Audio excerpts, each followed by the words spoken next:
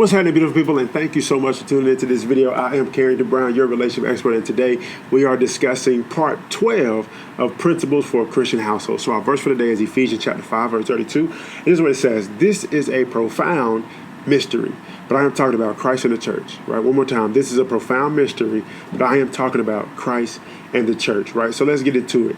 Right? It's going to be an easy conversation.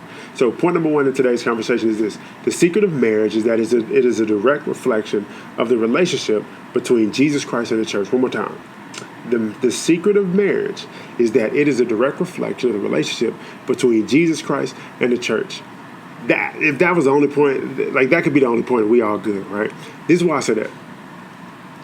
If you reach a point of understanding that your marriage is responsible for reflecting the relationship between Jesus Christ and the church, the way that you navigate and do marriage will be totally different. Why? Because you'll understand your role, you'll understand your responsibility, and you'll understand why things are supposed to work the way that they're supposed to work, right? So let me go ahead and give you point number 2 and 3 so that I can go ahead and get into this a little bit more. So point number 2 is this: the husband is Christ. Point number 3 is this: the wife is the church, right? So that's the 3 points. So let's talk about it. So when we look at the relationship between Jesus Christ and the church, right? Jesus Christ was sacrificial. He was loving. He was unapologetic. He died for us, right? The church was disobedient, disgruntled, lustful, sinful, tripping, right? A lot of times the church was not carrying themselves and carrying ourselves in a way, even still, carrying ourselves in a way that glorifies God and reciprocates the love that and the sacrifices that he made on our behalf. When we take that understanding, that representation, that symbol, and apply it to marriage, we have to understand that marriage is the same way.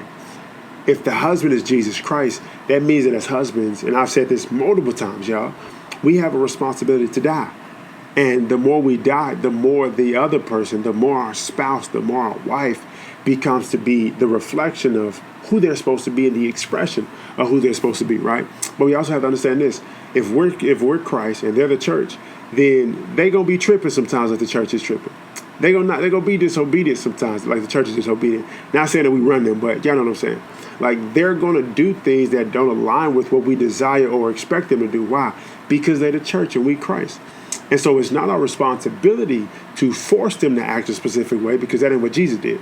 What Jesus did was he loved unconditionally, sacrificially, and consistently, to the point to where we as a church were influenced into committing and submitting to him as a result of his willingness to submit to us in the form of dying for us. And so, husbands, this is really for you. You have to understand, and I've said it multiple times once again, you have to understand that death is the solution. The more you die, the more your marriage is going to be a reflection of what it's supposed to be, being that marriage is a reflection of Christ, or the relationship between Jesus Christ and the church. All right, so that's our conversation today, beautiful people. Ephesians 5:32 is our verse, and it says, this is a profound mystery, but I have talked about Christ and the church. Point number 1 was the secret of marriage is that it is a direct reflection of the relationship between Jesus Christ and the church. Point number 2 is the husband is Christ. Point number 3 is the wife is the church. All right, thank you guys so much for tuning into this video. I hope that it bless you. Hope that it serves you. Like, comment, share, subscribe. If you don't follow me on any social media platforms, on all of them, I'm at TheCarringtonBrown. Thank you so much again for tuning in. Hope you have a blessed, productive day, and I'll talk to you soon. Peace out.